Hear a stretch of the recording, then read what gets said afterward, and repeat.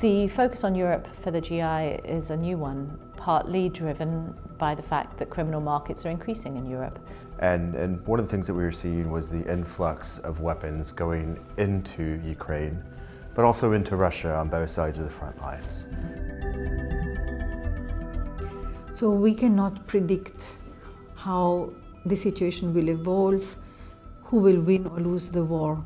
In any of the scenarios, it will be extremely important for Europe, for the neighboring countries surrounding Ukraine, but overall, extremely important to ensure that the firearms, the weapons will remain under strict control.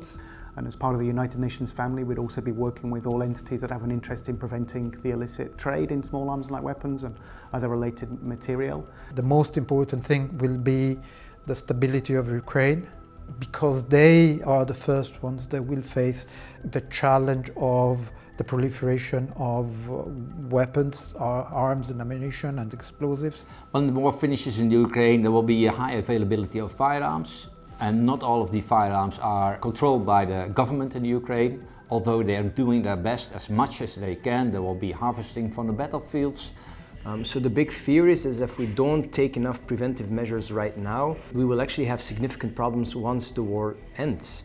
And in order to avoid these problems as much as possible, we have to right now start the networks, start the analysis, making sure that there is cooperation across borders between many European countries and of course with Ukraine. It was one of sort of a no-brainer, you could say, for the global initiative to look at what was going on with these influx weapons, related risks and related challenges, and seeing where the impacts could be now and moving forward.